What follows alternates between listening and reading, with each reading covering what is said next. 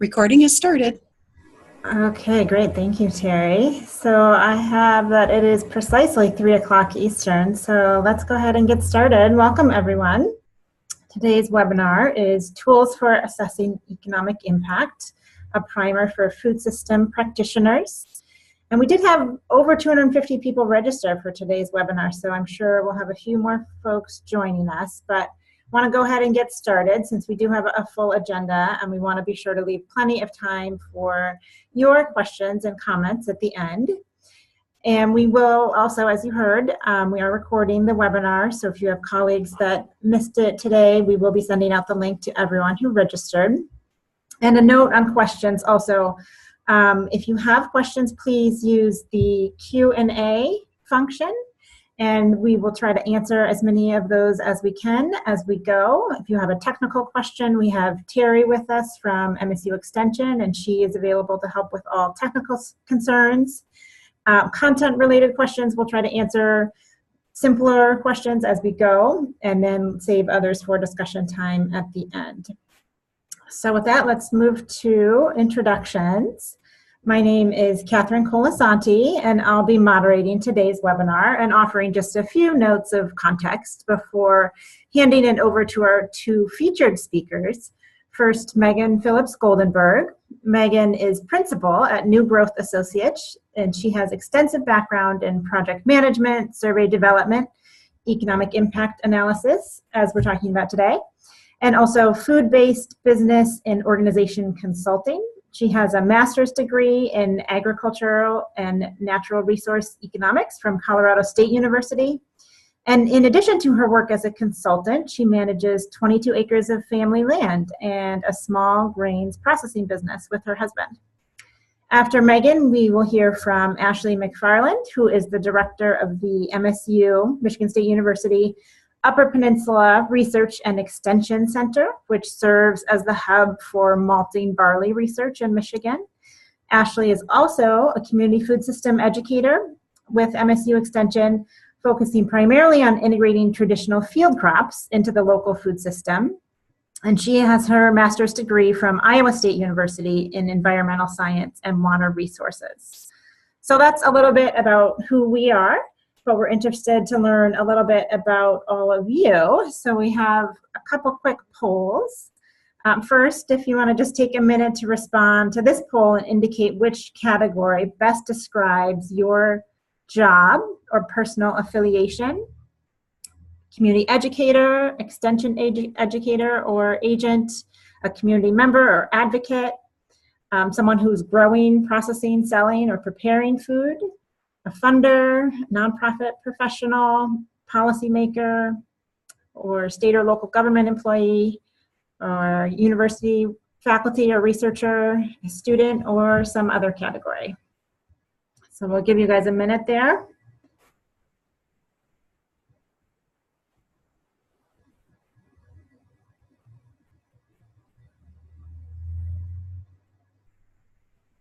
And Terry, I'll let you go ahead and close that out.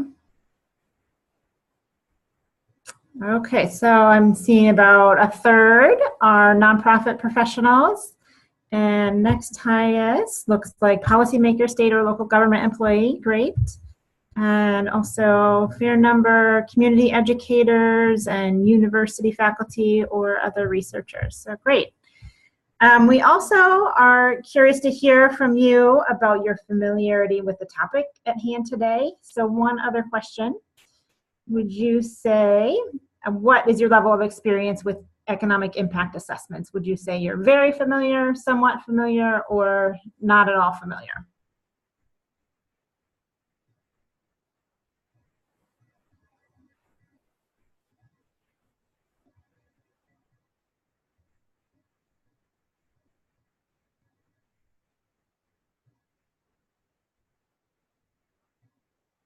Okay, we can go ahead and close that one.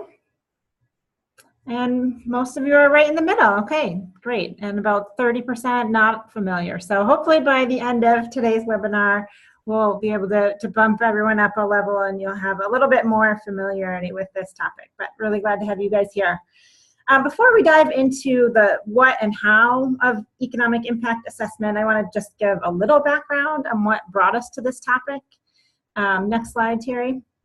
So we at the Center for Regional Food Systems have been helping to coordinate work around the Michigan Good Food Charter since it was published in 2010. And in Michigan, the charter is our roadmap towards a food system that's rooted in local communities and based on good food that is healthy, green, fair, and affordable. And to guide our coordination work, we've been using the framework of collective impact, which was popularized by John Kanya and Mark Kramer in a 2011 publication. And in essence, it's an approach for helping multiple organizations effectively work towards shared goals. One of the 5 components called for in that framework is shared measurement. And at the big picture level, shared measurement is both about, in my mind, both about the tangible component of common measures, so common data collection tools across organizations, and an overarching approach to data collection that really emphasizes democratizing knowledge. So how can we help more people be involved in the process of creating knowledge, more people have access to it, more people feeling like they're able to use it. And these 2 components really reinforce each other. So in the process of developing common measures, we can work to democratize knowledge and vice versa. So we have other webinars on the Center for Regional Food Systems website that go more into the details of this project. But for now, I'll just say that as we have engaged stakeholders and partners in Michigan around this idea of shared measurement, one of the priority areas that emerged was documenting economic impacts of local food systems. So that brought us to this topic of conversation today. And next slide. One of the ways we've been responding to this priority area is simply by helping people to understand what that means. What does documenting economic impacts mean? What does that process look like? And I've been learning a lot along the way too, since I do not have formal training in economics. But we were very fortunate in 2015 to be able to host 2 trainings around this resource from the USDA and Colorado State University, the Economics of Local Food Systems, a toolkit to guide community discussions, assessments, and choices. And this resource, if you haven't seen it, is an extensive guide that walks you all the way through the process of planning and assessment, setting up a team, finding secondary data, all the way to executing an assessment in in-plan software. If you don't know what that means yet, that's okay. That's why we're here. We'll be covering that. But for now, just wanted to flag this toolkit and the website, localfoodeconomics.com, as great resources for building on what we'll be sharing today. So for today's webinar, next slide, we want to introduce you to what we think is a complementary resource to that USDA toolkit, which is the guide, which has the same name as the title of today's webinar, Tools for Assessing Economic Impact, which offers a shorter, simpler introduction to the concept of economic impact and then summarizes a range of different tools available, including in-plan, but also some other models and community-based approaches. So just going through the basics of what is an EIA, some tools available, and some example studies. So with that, I'm going to turn it over to Megan, who will help us understand what an EIA is and introduce available tools. And after that, we'll hear from Ashley to share her experience with conducting an economic impact assessment. So take it away, Megan. Great. Thank you so much, Kathryn. Do I have control of the screen now? You should. Yes. Okay. Great. I would like to just follow up on what Kathryn just said about how we got here and how we came to put out this publication. So I was part of the USDA AMS team with CSU that put out the toolkit, and that is an extensive document that every time we sat down to work on it just got longer and longer and more detailed. And so as part of that composing that toolkit and part of the team that did the trainings here in Michigan. And from those trainings, people had just a lot of questions of where does that toolkit fit in the whole spectrum of economic impact analysis. And so that's how we got to this point. The toolkit talks a lot about self-directed assessment processes and then in-plan, which we're going to talk about in just a couple of minutes. But a lot of people had questions about, like, well, what else is possible? Or what if you don't want to go all the way to an in-plan model? What else can you do? And so a lot of what I'm going to be talking about today is the foundation for asking those questions and maybe some answers. And my hope is that you'll leave this webinar and you'll read the publication that we just put out with myself and MSU, and then you'll be more prepared to read the toolkit, because really the toolkit is the resource for actually diving in and getting your hands dirty on these economic impact assessments. I am not advancing the slide. Oh, there it goes. So just to start from the beginning, in EIAs and an economic impact analysis, it's a quantitative approach to evaluating a change in the economy. And that change is the important part of that sentence. So an EIA is the numbers and the data that you may need to talk about the effects your project, the action you're initiating is going to have on the economy. And if you don't have good data, then you can't talk about, the good work that you're doing. So like I said, like that change is the really important part of the foundation for an economic impact analysis. We're not talking about a steady state economy here. That's a different type of study. So we're not talking about like the total value of agriculture or like what does manufacturing look like in your economy. We're talking about like a new business, a new policy, a new investment, a new effect, a new investment of funds. And so that change, the jargony definition or the jargony word for that change is shock. So you'll hear a modeler say like, well, what's the shock or what's the scenario that you're planning?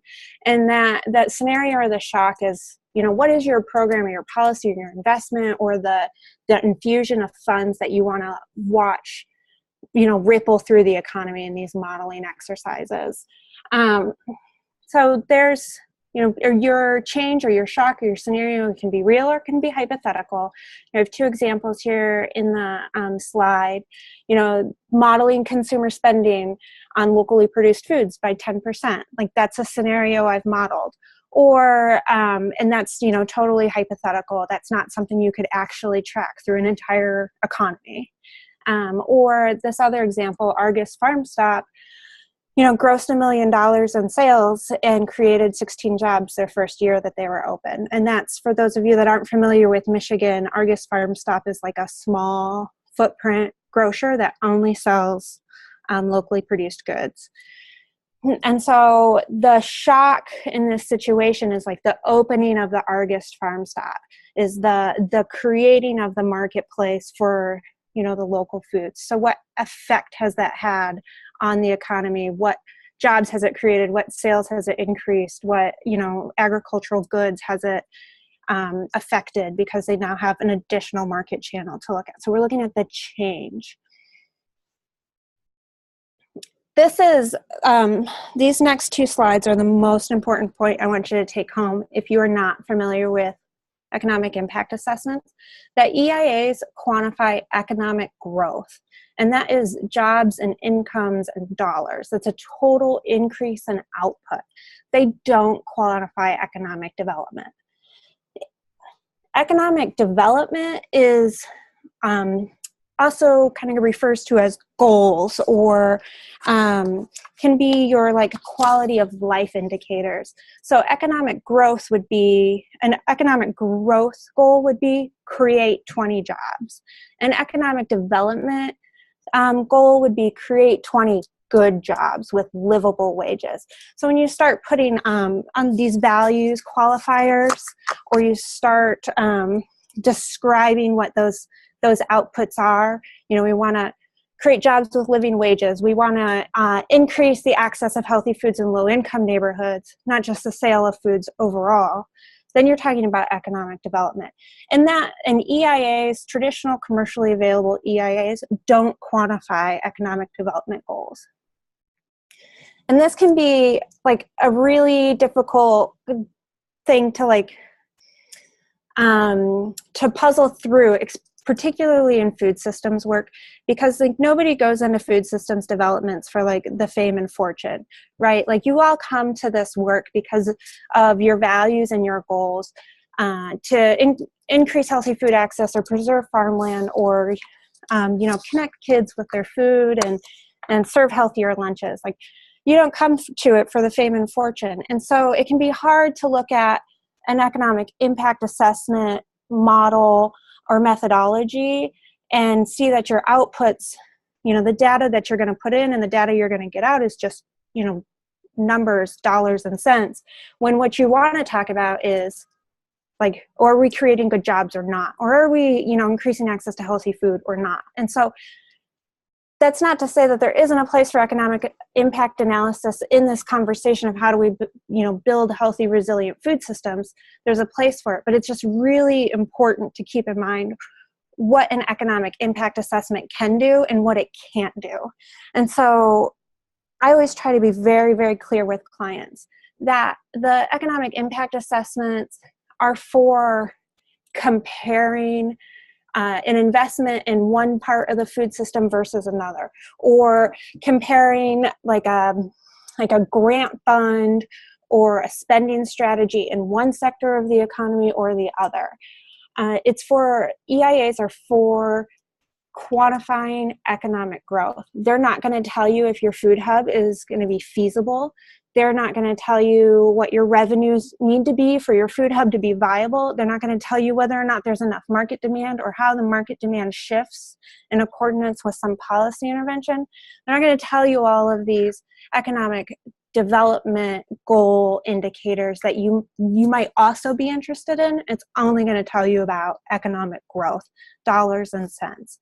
One of the beautiful things about EIAs, and we're going to get into the nitty-gritty of why this is, but it does tell you about the ripple and the spillover effects. So if you invest a certain amount of money in one area of the food system, like how does that affect other areas? So if you invest all of your money in, direct-to-consumer sales, how does that affect distribution companies? And those suggestions are probably a little too nuanced for a commercial model to pick up, but you can see the ripple effects of an investment throughout an economy in these bigger commercial models. And so they're super helpful in that way. Okay, those are my big take homes. Now we're going to get jargony. So and there's just a question that came up that somebody asked if we're going to hand out slides, and I sure hope so, because it's going to get a little bit more technical from here. So these slides pair and map to the publication that we just put out, so you can read a lot more about everything I'm about to say in the publication, and then it points to other resources and other publications that you can read even more about. So if you just find yourself really thirsty for more information, there's more information. So the publication that we just put out breaks the various types of models into two categories. We came up with those categories, so you might not see these two categories that you see track to the wider resources. And then there are a lot more models and modeling methodologies available that are not here, shown here. So these are just, to give you guys an idea of the spectrum of possibilities. So there are commercial models, this RIMS2, IMPLAN, and REMI. Those are some of the more common commercial models, so you're looking at a systems level approach with those. And then there's a sector of community-based models, and those aren't, codified methodologies. They're more about approaches. And so next I'm going to talk about more of those two different categories and similarities and themes in those two different categories before we get into the nitty-gritty of what each model looks at and doesn't look at. I'm not advancing. There we go. So all the models that, all the commercial models that I listed on the previous slide, they all have these commonalities. And I have several more slides to talk about these. This is just an overview. So they're all based on an input-output model and an input-output theory. And this makes like intuitive sense if you think about it, that all sectors of an economy are linked. The outputs of one sector are the inputs to another sector and vice versa. So this IO modeling that you might hear if you're catching two economists talk to each other, you know, that's fairly intuitive. You know, all the economies or all the sectors of an economy are linked to each other. But one of the things that's difficult to keep track of is that these models are called backward linking. And in the next couple of slides, it'll become more clear about what that means. But this facet is why we can't use an economic impact assessment model to say, like, well, what's the consumer demand going to look like? How does this policy intervention change what consumers will buy or not buy? And that's because a backward linking model looks upstream of the intervention, not downstream. So, and we'll talk about that in the next slide or two. They all track direct, indirect, and induced effects, which, again, I'm going to describe in more depth, and they're all based on secondary data. And this, I think, is the most important difference between the commercial model and a community-based model, is that these commercial models are like software packages that you are purchasing, you know, from a company, and they're based on secondary data. So they're based on like federally collected data. They're based on data that's collected by other firms for other purposes. Some of it is primary proprietary data, but none of it's your data. And that's the important thing to keep in mind, is that these commercial models, as they come out of the box, so to speak, are not customized to your community and your city. Some of them might have local level secondary data. So there might be some that are using like county-based data, but none of them are going to be about like your town or your farm or your food hub or your grocery store. They're all pulling like these large, enormous data sets, and your effort is getting put into that same pot.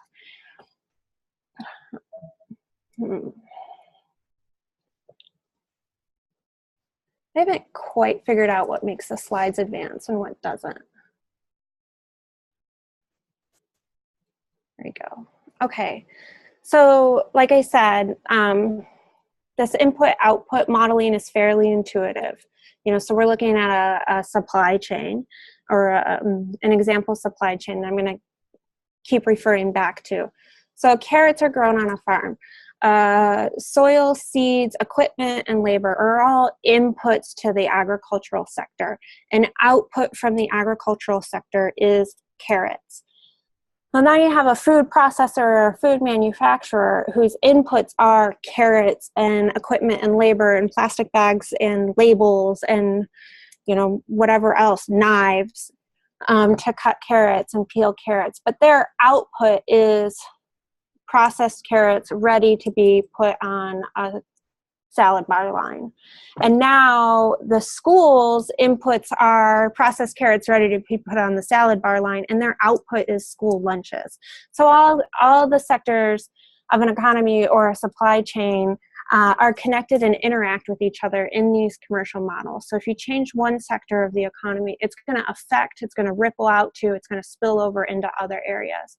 And this is at the heart of what I mean by backward linking. So if the shock or the scenario that we would be modeling in this example is that a school starts buying carrots from the local food hub, if that's our scenario, then these economic impact models go upstream from that shock. So the models are going to look at, you know, the school buys carrots from the local food hub, the local food hub buys carrots from the farm, you know, the farm buys seeds from the seed company.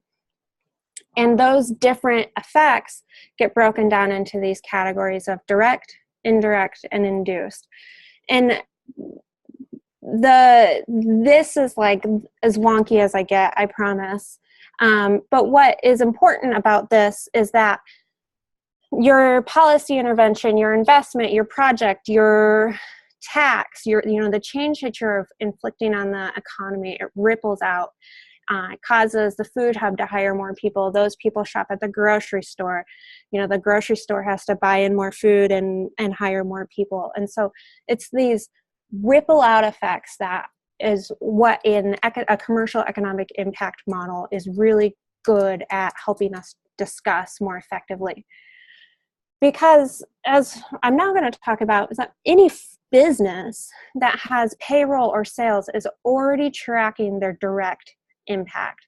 And that's something you can assess and you can get at through community-based approaches. So when I say community-based approach, I mean not these commercial models, is basically, anything that is not a commercial model. And so they're self-directed, they're community-led, maybe they don't have a standard methodology. They're largely based on primary data. And the reality is you are already doing this in your nonprofit, in your business. I have a small grains processing company with my husband. Well, we just hired our first employee. I created a job. I created that salary. He's moving into my hometown. He's renting an apartment. He's shopping at the grocery store. We kind of already intuitively know what those are, and we can put numbers to some of them just because of our records and doing business. What is my payroll? How many jobs have I created? How much grain am I buying from the local farmers? That's all new impact that I've created.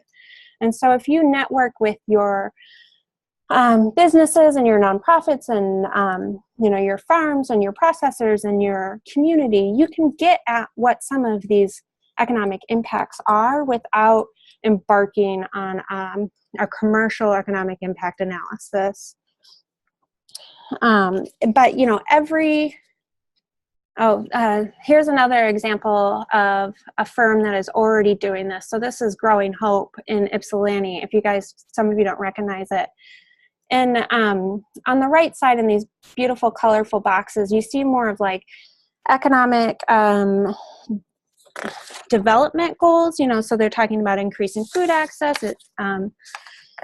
increasing healthy food sales. But on the left side, you see this total food assistance sales, so they've been, and it dates back to 2006. So at least they've been tracking their food sales, for a decade. Like that's all information that you can tap to talk about economic impact, impacts in your community. And the toolkit talks about,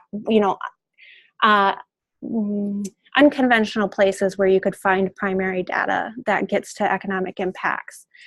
So none of these approaches are perfect.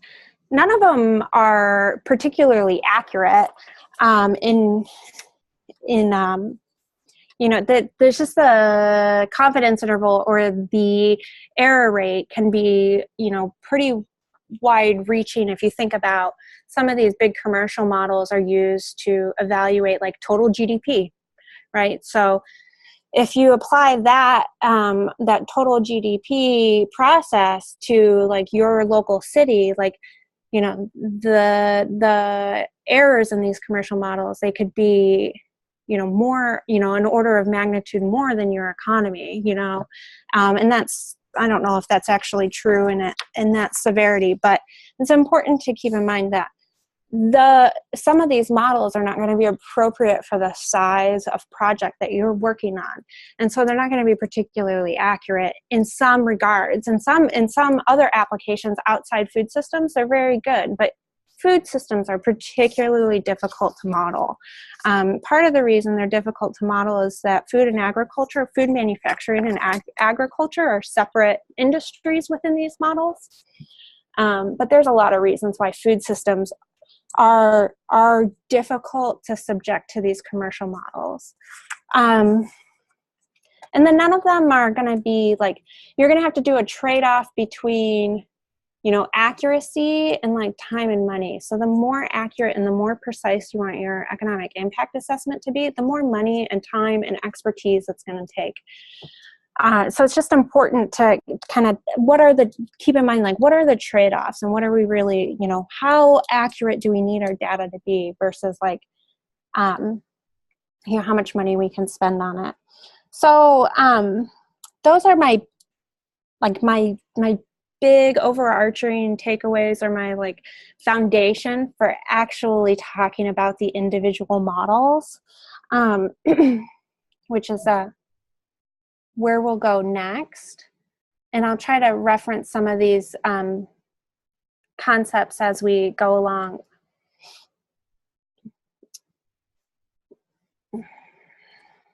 So like I said earlier, all of this information is in the publication.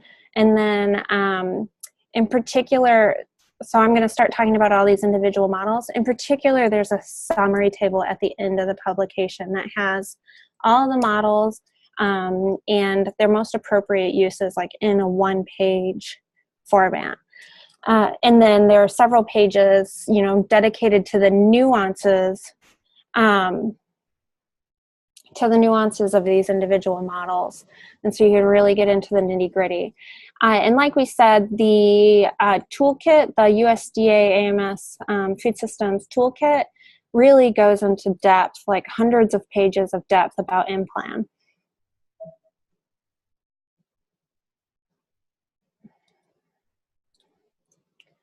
All right, so remember I have two classifications of analysis of models, these commercial and these community-based. And like I said before, these are not all of the methodologies or the models available. There's a lot more, but these are the most common, or the most like the biggest bucket categories for some of the approaches.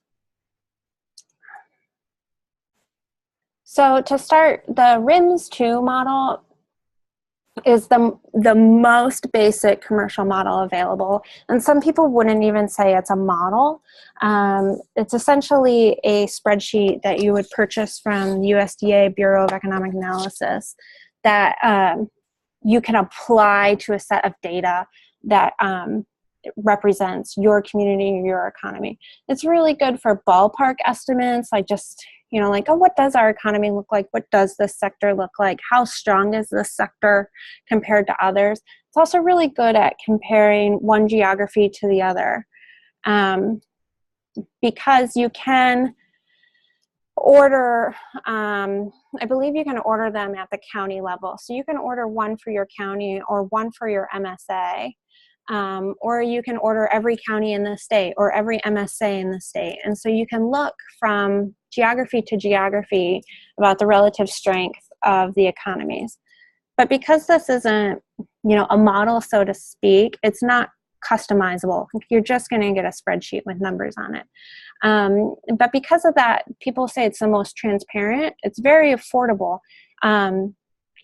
But we don't have the black box effect, like what the methodology is because you actually have to do the math. So it's not a put numbers in, get numbers out, don't know how they happened. So moving, so I would put RIMS-2 at like one side of the spectrum. So taking a step in on the spectrum, we have in-plan, which is by far the most commonly used economic impact model. If you've ever read an economic impact study, it likely used an in-plan model. It's fairly rare to find an economic impact study that hasn't used in-plan in some way, shape, or form.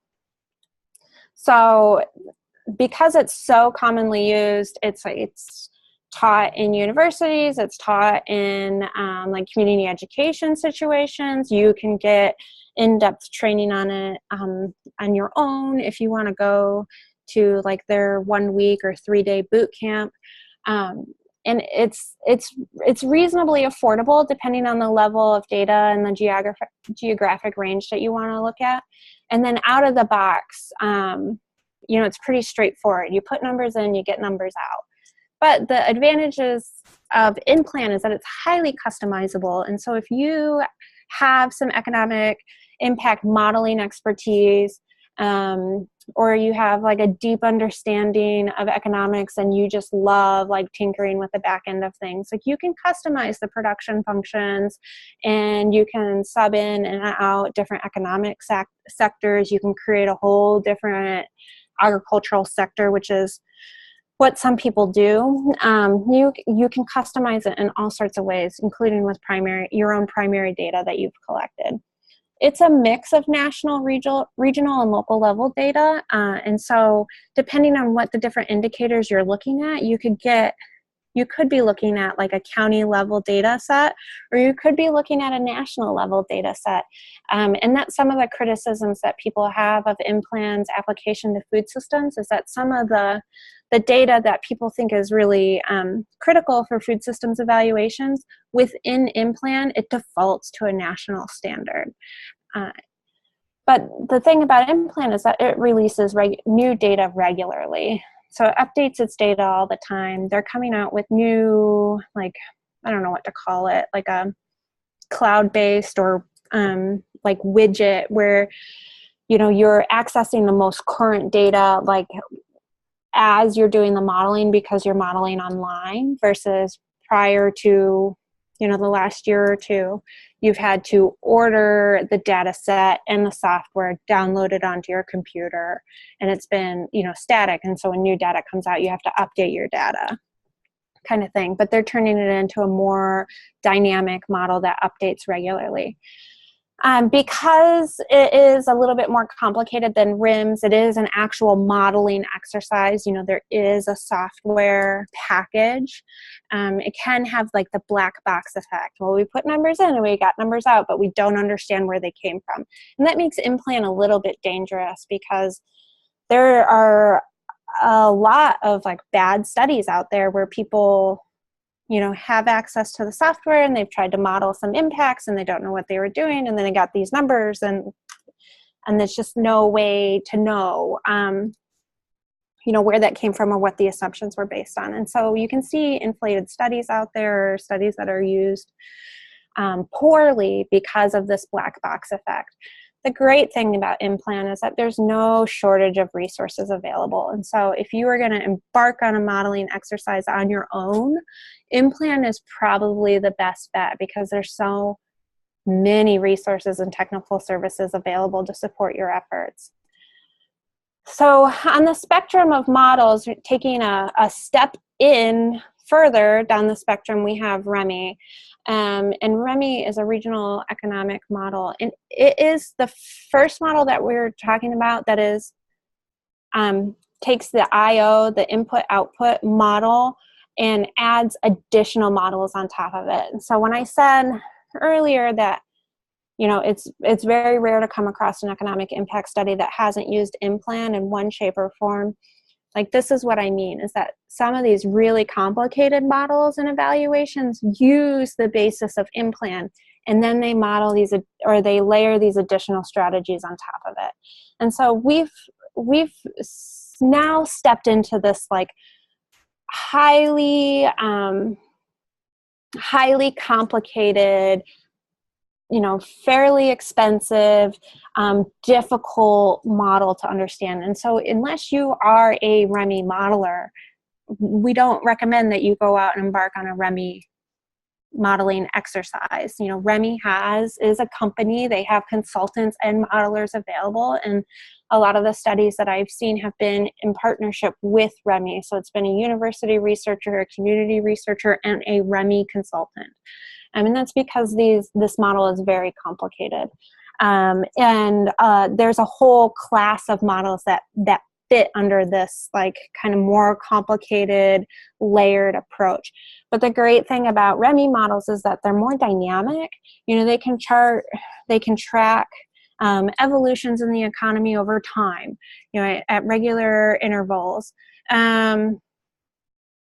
And they can follow like price fluctuations and constraints on natural resources.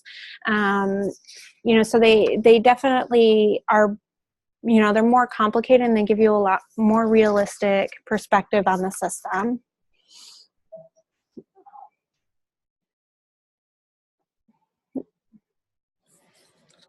So those are the three commercial models that we're going to talk about. Now we're moving into these community-based approaches. And so the community-based approaches, like I said, have no like codified methodology. You know, they can be any mix of things, but these are three approaches that we see out in the world that communities embark on. And so this LM3 model, I'm always very interested in applying. So it's like all the other community-based approaches, it's based on primary data collection, and it's also based on the theory of input-output modeling, but it's not it doesn't absolutely fall into that category. Because it's based on primary data, it's limited to community efforts, resources, and willingness. How much information are your local businesses going to give you? Are they going to tell you their payroll? Are they going to tell you their sales? And so you get into some communities where people are very proprietary and guarded, and they don't want to share that information. And if that's the type of community and your partners that you're working with, like an LM3 is just not going to work, because it depends so much on people providing their information. The New Economics Foundation, who is the originator of this model and methodology, has extremely affordable support materials. It used to be a PDF document that you just downloaded and used at your own will, but now there's like a variety of survey instruments and web portals and like email solicitations that you can send out. One thing, though, is that it's not widely used in the United States. It is used in the UK in government and policy situations and civic investment situations. Like, it has a lot of foundation and standing in the UK for using, for looking at policies and investments. We just haven't seen it used a lot in the United States. And I'm not sure why, but I'm looking forward to changing that. Another approach is the social network analysis. This is really the only model here that, or a methodology that gets at economic development versus economic growth. And so this is like it's a theoretical application of social capital principles to economic impact. So some people would say that like economic impact is just an evaluation of the strength of your business sector. Are your businesses doing business with each other? Is your local grocery store buying from your local farm? And if that is the basis of economic impact, then we should be able to get at this through social networking analysis, which looks at how strongly connected different people are through a social situation. And so we just sub out people in that and sub in businesses. It has been used in different sectors. It hasn't widely been used in food systems work, but there's been a couple of efforts to apply social networking analysis to economic impacts within a food system, and I'm on a study to try and do that in a more robust way, I think for the first time. So hopefully that will be more beneficial. But with this methodology, you're also talking about social capital, and you can talk, because it's not a codified methodology, you can look at some other issues too, not just dollars and cents. And then my last one that I'm going to talk about is just an example of community-led methodology. So this is the Finding Food in Farm Country study that is put forth by Crossroads Resource Center. And it's just a variety of secondary data and primary data. The different data sets that are included in the studies is dictated by the client or the community. It's not an economic impact analysis, but more of like an economic assessment. This is what your economy looks like. And so it's a snapshot approach, but it's highly customizable and transparent. And it's just one example of how you can use a wide variety of data to talk about your economic situation and the economic value of your project or program without having to go down the rabbit hole of these really intricate models that maybe don't fit your particular project well anyway. So with that, I just want to say, any of these models can be used. to talk about economic impacts. And what's important is that they serve your purposes in your community. Like if you need to know what your economic multiplier is to communicate to politicians about different investment strategies and policy interventions, then maybe you need one of these commercial models. But if you just need to talk about what good you're doing in your community and how you could be doing more of it, like there are other strategies available. One thing that will make any study better is having historical and/or baseline data for the thing you're trying to model. So that, you know, farmers market data, like agricultural acreage, you know, just sales that represent your community will help any modeler customize the model to your community, your goals, your expectations. You know, and anytime you're working with a modeler, it's being clear about what the purpose of your study is, being clear about the timeline and the resources you have to dedicate to it and what you will use that information for. And a steering committee will help keep, you know, your modeler on task. And what I tell my clients, and I encourage everybody to tell people they're working with, like, is that if it doesn't work for you, it doesn't work for me. And so any modeler that you're working with can be considering those same things. Like, how does this work for you in your community? And that will make a study good, you know, regardless of which approach they take. And so with that, I will let Ashley talk about her particular study and how that process has gone for her. Excellent, thank you. And I'm going to zoom through mine so that we have some time for Q&A at the end. But I just think that it's really important for Megan to set the stage on what I'm going to talk about as someone who is going through an economic impact assessment right now. And I'm just going to go ahead and request so I can access the slides.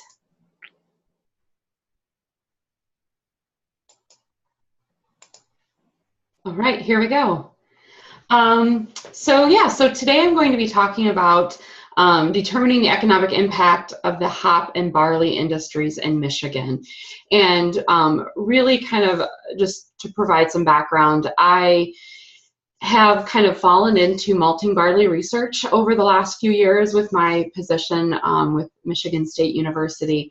And this has really come kind of on the heels of also work done by the hop industry in Michigan, and also just the fact that we have a very robust craft beer industry, and also this demand for local ingredients in all of our food, but also even in our beer.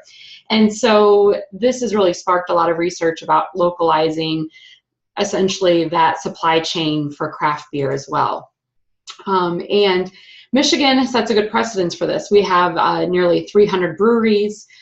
It's a $1.85 million industry, and there is consistent growth in Michigan, but also through distribution throughout the entire U.S.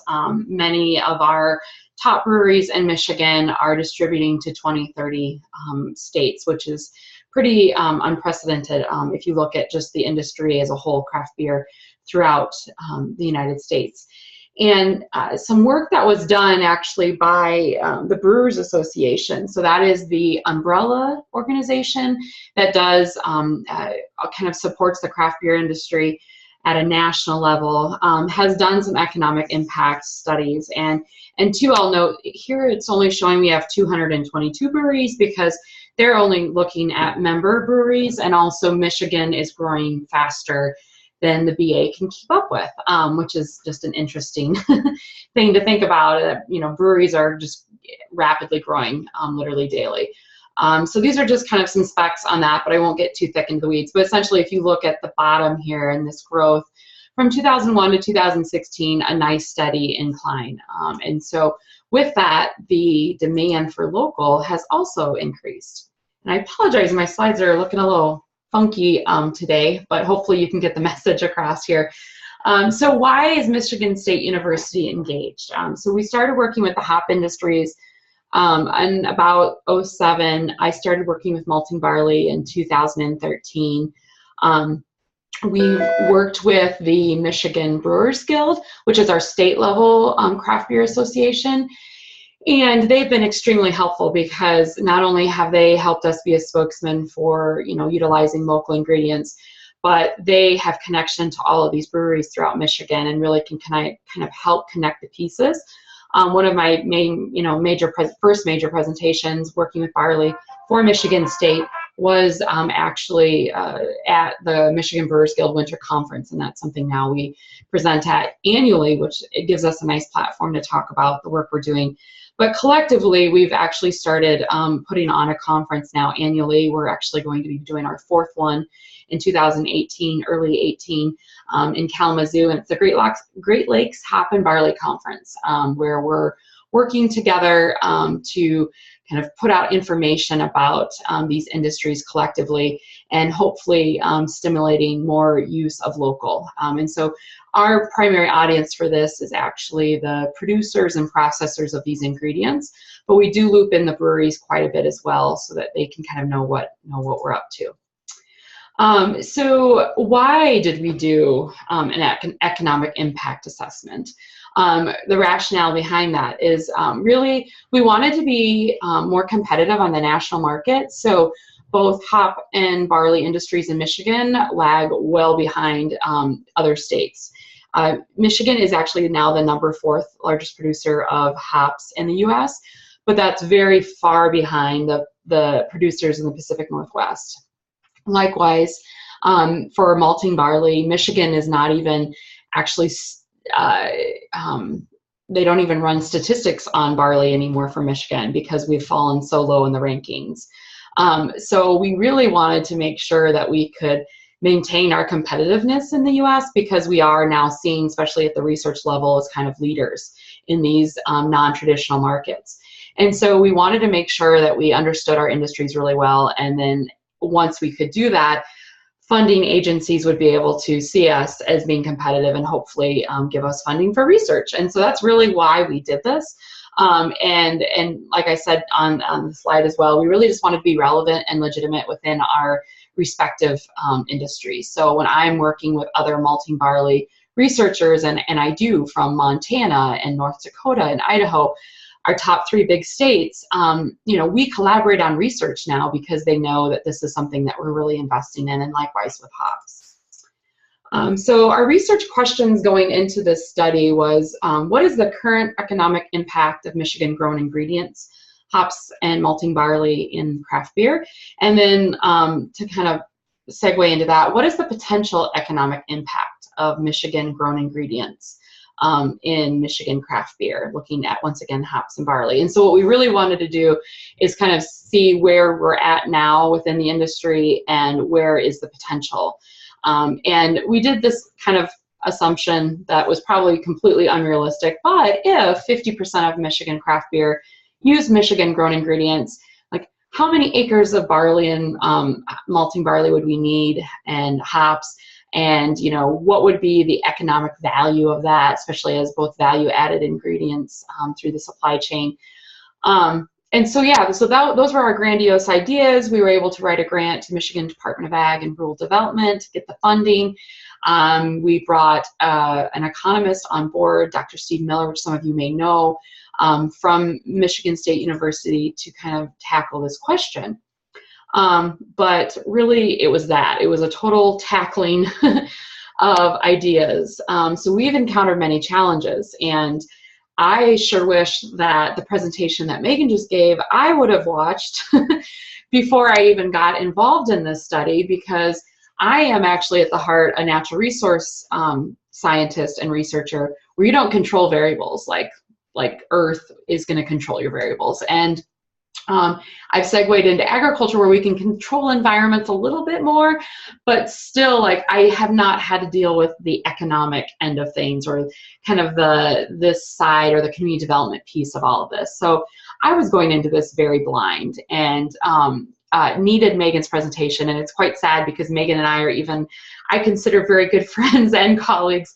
And so I should have gone to Megan school for a while before we tried to do this, because I probably would have approached this differently. And that's maybe the purpose of me here today is kind of telling you all that it is really important to understand this world first before trying to get into it and trying to assess your industry, or at least find someone who can, because we've encountered numerous challenges because we did not. So first of all, we're tackling really 4 different industries. We're looking at 2 raw ingredients, malting barley and hops, but then also them in their value-added forms. So hops as a dried and oftentimes pelletized product, malting barley as a malted and then kilned and bagged product.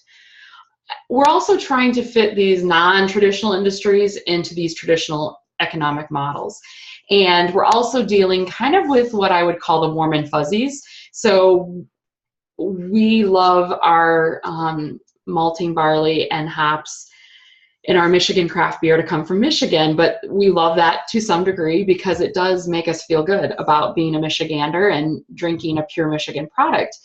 And likewise, we're trying to fit these industries into a model that doesn't really want us to do this in Michigan, and likewise, it wasn't really set up to, so you had to kind of force things. And one message that I will constantly replay in my head as I worked through this, that Megan said early on in one of our first advisory council meetings, is InPlan doesn't care. And I just thought that to be so fitting and appropriate for this, because InPlan doesn't care that, you know, we have this farmer who was able to keep his son on and produce this grain for this emerging industry. Like, we put so much more value on that than InPlan's going to. And then when we sit here and we're disappointed that there was no value to that, it's because InPlan is not a human being. InPlan is just that, it's a model. And so we have to remember that. Also, sourcing data was a very large challenge because we're getting it from all these different places. And some of it is complete, some of it's not. Like I said before, NASS is not even really tracking malting barley anymore in Michigan. So there's a huge void. They're trying to get back into it in hops, but it's not really there. So also just, you know, defining metrics. What are we trying to actually calculate here and track? Also, we had what we would call the barley lag. I said in one of my first slides that hops have been kind of growing in Michigan, the industry, for now over 10 years, whereas in barley, we're pretty new. We're only 4 to 5 years into this. So we just know a lot more about hops and over opposed to barley. And the industry is farther along. So they are showing probably greater economic impact, you can say, than barley is at this point. So lessons learned. It was not wise to lump our industries. And so the original plan was looking at the contribution of hops and barley together to create this pure Michigan brew. And we've decided that that was a horrible way to go about it because it was undervaluing the fact that hops are very prevalent now in Michigan beers, whereas barley, once again, because of that lag, is not there. And so really kind of the question of, was it too soon? Did we try to do the study too soon? And I would say yes, likewise. We probably should have maybe just done hops, waited for barley, or started to understand just the craft beer industry in Michigan really, really well first before we tried to tackle these like other kind of funky industries. Also, and I've already touched on this a little bit, but we really need to bridge the communication gap between the economists and myself that I consider a field practitioner. I don't understand all this lingo that goes into an EIA. I'm learning and I'm trying to understand. But even when I'm reading Steve Miller's reports now, which he's, you know, a great economist and does excellent work, I still just find myself often trying to just understand the verbiage and the lingo that he's using so that I can understand even the problems that we're having in this study. So acknowledging that I am not an economist, I've never done an EIA before, and that I need help is really important. But I would say take-home message, advisory groups are crucial, and really it took a bunch of minds, actually Megan included, coming around to the table and talking through some of these issues, people that represent these industries. Because not only was it able to find major flaws in the original study, it was also able to say, okay, here's an issue, but I have a solution for it because I know where to get this information. And that's been crucial as we move forward with this project. And I'm really excited about as we try to kind of keep moving through this. as we were graciously received an extension from MDARD to continue working on this project as we're working through some of these issues. So yeah, redirecting efforts. We are separating the industries as we're trying to work through this in-plan model and still trying to answer our questions to some degree. We'll be looking at 2 separate reports, one with those very strict assumptions of looking at hops and barley together, but another report that loosens those assumptions. We're also going to start capturing exports. Originally, we were looking at beer that was staying within Michigan, but we need to acknowledge that our export market in Michigan is actually pretty considerable, and we want to make sure that we can capture that. But if nothing else, it's really highlighting our need for streamlined data collection and the fact that we really don't have a great way of collecting this information right now that we want to put into these models. And so now we as industries are looking at how we can improve. Last slide, just wanted to show the folks that were really at the table here. So both Michigan State University Ag Bio Research and Extension, Michigan Department of Ag and Rural Development as our cooperator funding partner. But then we had the Michigan Barley Association, Megan Goldenberg and Macon Creek Malt House at the table. Also Hop Yards of Kent, which is one of our pretty large hop growers in Michigan, New Growth Associates, and then also the Michigan Brewers Guild, who has been a phenomenal partner in this because Scott Graham, the executive director there, is very active both on the state and federal level in craft beer and has helped guide kind of our work. So with that, I think I've just got one more slide, I think. Oh, there we go. There's my contact information if you haven't gotten it already. And this is actually just a picture I wanted to share because it's showing the really kind of a neat story of how we took a barley that was bred in Michigan in the early 1900s and transformed it to a beer. And these people in this picture show really the entire supply chain. It shows the farmer, shows the maltster, it shows the researchers, it also shows the brewer in delivering this product from farm to glass. And so collaborations like this is why I really enjoy doing what I do. So time is already up. I apologize, we ran a little bit over, but if there's any time for questions, I'd be more than willing to take those. Great, thank you, Ashley. So yeah, it is 4:01 by my clock, but we will hang out for a few more minutes. If anyone wants to chat and a question, we will try to answer those. 2 actually that I wanted to circle back to, and while I do that, I'll just throw this slide up there again, which reiterates the way to access that USDA toolkit that I mentioned at the beginning. Let's see, there was a question that came in on the order of an economic development study versus economic impact study and which you would recommend doing first. And also a question about the value of customizing commercial models. So Megan, would you mind commenting on those? And then Ashley, if you have anything to add in. Yep. So I responded to a lot of the questions already, but these 2 are in particular are kind of some overarching umbrella questions I think people would be interested in. Yes, absolutely. Customizing commercial models is great. And particularly for food systems work, I would say it's essential because all the models that I discussed here are based on the NAICS code. And in the NAICS code, there's agriculture is a sector, and some of that data defaults to the national level, and so the production functions and the particular intricacies of the modeling of the agricultural sector is largely dominated by big produce farms in California, and that's not what you're likely doing, and so one example of how a model has been customized to reflect the local food system, I believe is called out in our publication, The Tools for Assessing Economic Impact, I believe it was done in New York, and where they looked at the production functions of small, market, garden, direct-to-consumer farms versus larger commercial mechanized farms, and found that the smaller farms or the specialty crop farms invest significantly more in hand labor. And hand labor, those are people that are going to stop at the grocery store and the gas station and have a beer at the bar and buy a Michigan brew versus a a non-Michigan brew. And so they will have that hand labor in particular will have a different economic impact than, say, like, you know, a 3,000 acre pumpkin farm. And so looking at those customizations, you know, can be really, really valuable. It can also be a lot of work. And if you are not clear on like how, if you change something in column A, it affects column B, then you can really mess up your model. And so one of the things that us wonky people will say is like, have you accounted for your countervailing effects? And like, as soon as you start customizing a model, you're going to get into like, you know, what are the net effects? Have you accounted for the countervailing effects? Have you made these other adjustments to account for you messing with the model in that way?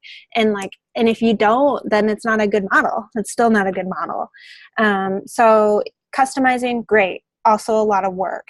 And requires a lot of knowledge and requires that you collect primary data. And then sometimes it takes like 3 years to get all that primary data together. And then it's like, well, what are we even working on anymore? So I just, you know, be careful with what you bite off, as Ashley just discussed.